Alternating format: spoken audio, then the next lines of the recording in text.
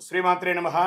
Sadhguru జ్యోతిషాలయం 2024 September ద్వాదశ రాశుల యొక్క ఫలితాన్ని మనం తెలుసుకోబోతున్నాం.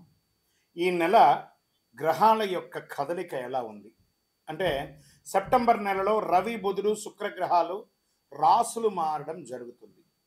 రవి కన్యా రాశిలోను, బుధుడు సింహరాశిలోను, శుక్రుడు తులారాశిలోను సంచారం ప్రారంభించేస్తున్నారు.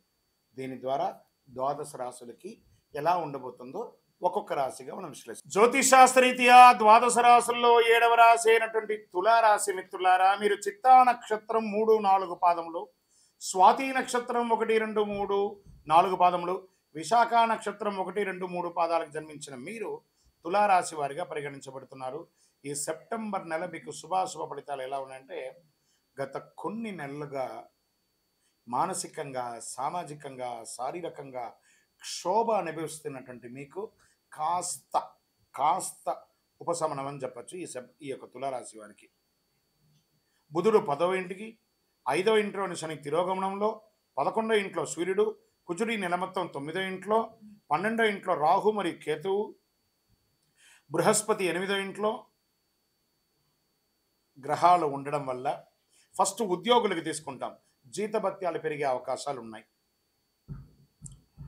వృత్తి వ్యాపార పరంగా రాబడి పెరిగే అవకాశాలు ఉన్నాయి. లీగల్గా కోర్టు వ్యవహారాలు ఏమైనా ఉంటే ఒక కొలిక్కి వచ్చే అవకాశాలు ఉంటాయి. చేతిలో డబ్బులు నిలబడి పరిస్థితి ఏర్పడుతుంది, మధ్యలో వస్తుంది పోతుంది.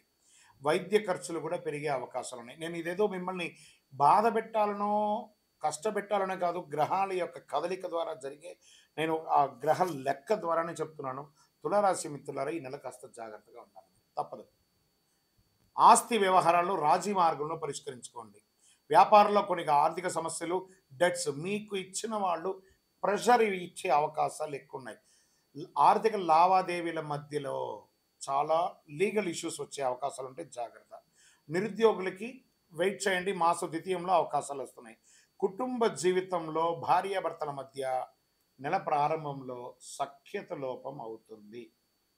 ఈ విషయం తెలిసిన తర్వాత కూడా మీరు సఖ్యత లోపం చేసుకోకూడదు, రాజీ ధోరణి అవలంబించండి. సమాజంలో గౌరవ మర్యాదలు పెరగడానికి మీరు చాలా ప్రయత్నం చేయాలి. ధన ప్రవాహం మాస ద్వితీయంలో గణనీయంగా పెరుగుతుంది. కుటుంబంలో సంతోషం పెరుగుతుంది. భార్యాభర్తల మధ్య అన్యోన్యత పెరుగుతుంది. మాస ద్వితీయంలో శత్రువుల వేధింపు కాస్త నెల మొత్తంలో అధికం ఉంటుందండి, తప్పదు. పరోక్షంగా కూడా మిమ్మల్ని ఇబ్బంది పెట్టే అవకాశాలు ఉన్నాయి. మీ ఖరీదైనటువంటి నగలు, వస్తువులు అవన్నీ కూడా జాగ్రత్తగా ఉంచుకోండి. ఇంట్లో వస్తువులు దొంగలించబడే అవకాశాలు ఉన్నాయి. కార్యాలయంలో ఉద్యోగం చేసే చోట కాస్త అపశృతి వచ్చే అవకాశాలు ఉన్నాయి. మీ మీద నిందలు పడే అవకాశాలు ఉన్నాయి. కొంతమందికి ఉద్యోగం తొలగిపోయే అవకాశాలు కూడా ఉన్నాయి. అలా చెప్పడానికి బాధపడుతున్నాను, కానీ తప్పదు, ప్రయత్నం చేయండి. అక్కడ అలా పోకుండా ఉండడానికి మీరు ఏమేమి మార్గాలు ఉన్నాయో తీసుకోండి. వ్యాపారంలో పురోగతి మాస ద్వితీయంలో ఉంటుంది. మీ యొక్క పోటీదారులు చాలా ఇబ్బంది పెట్టే అవకాశాలు ఉన్నాయి. ప్రభుత్వం నుంచి కూడా మీకు స్ట్రెస్, మీరు ఏదైనా పర్మిషన్స్ కోసం పెట్టిన లెటర్స్ కానీ లేకపోతే ఇంకోటైనా ఏదైనా ఉంటే కూడా అది కూడా కాస్త జాప్యం అయ్యే అవకాశాలు బాగా ఉన్నాయి. క్రీడాకారులకి సాహసోపేతమైనటువంటి క్రీడల్లో పాల్గొనేటప్పుడు చాలా జాగ్రత్తగా వ్యవహరించండి. మానసిక ఒత్తిడి, స్ట్రెస్ పెరుగుతూ ఉండడం వల్ల కొంచెం మైగ్రేన్ లాంటిది మీకు వచ్చే అవకాశాలు ఉన్నాయి. దినచర్యను మంచి చక్కగా వ్యాయామం లాంటిది చేయండి.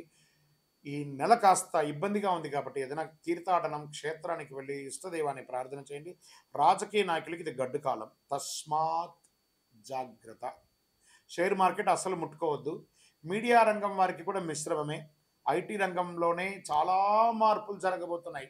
తులారాశిలో ఉన్నటువంటి ఐటీ రంగంలో ఉద్యోగస్తులకి ఒకటి, మీ ఉద్యోగం వదలడం జరగచ్చు, లేదా ఉన్న ఉద్యోగంలో నుంచి పై పదవికైనా కింది పదవికైనా వెళ్ళొచ్చు, లేదా ఈ ఉద్యోగం మార్పు అయినా జరగవచ్చు.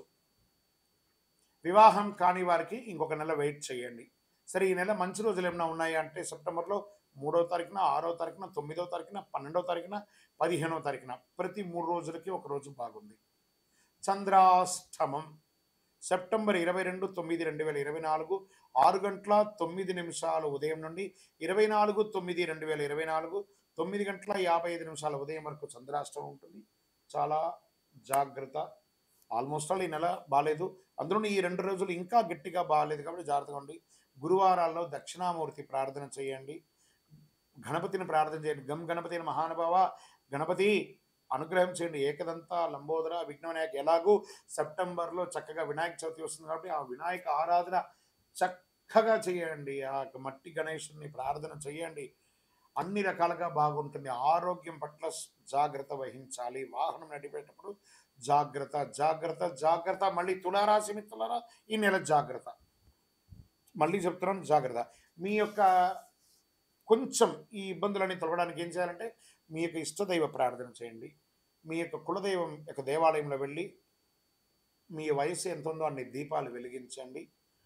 ఓవరాల్ గమ్ అంటే చూసారా పెదాలు ఎలా మూసుకున్నది, గమ్ గణపతి అని సైలెంట్గా ఉండడానికి ప్రయత్నం చేయండి. అన్నీ అవే సర్దుకుంటాయి. సైలెంటే ప్రతిదానికి కూడా సమాధానం. అధైర్యపడక్కర్లేదు. రానున్న రోజులన్నీ మీవే. చాలా రోజులు మంచి మంచి రాబోతున్నాయి. మంచి మంచి రోజులు రాబోతున్నాయి. కాస్త ఓపిక పట్టండి. మీ యొక్క సంపూర్ణ జాతకం తెలుసుకోవాలనుకుంటున్నారా? మీ పరిసర ప్రాంతాల్లో ఉన్నటువంటి జ్యోతిష్ శాస్త్ర నిపుణులను సంప్రదించండి. లేదా మా ద్వారా తెలుసుకోవాలనుకున్నారా? ఈ కింద కనబడుతున్న నంబర్కి మీ date of birth, time of birth, place of birth WhatsApp చేయండి. కాల్ చేయకండి, మేము మీకు రిప్లై ఇస్తాము. కరుంగాళి మాలను ధరించండి. అన్ని రకాలైనటువంటి ఇబ్బందులు తొలగుతుంది. విజయోస్తు. ఈ యొక్క ద్వాదశ రాసుల ద్వారా మేము చెప్పినటువంటి ఈ యొక్క రాశి ఫలితాలన్నీ చూస్తున్నటువంటి మా యొక్క బంధుమిత్రులందరికీ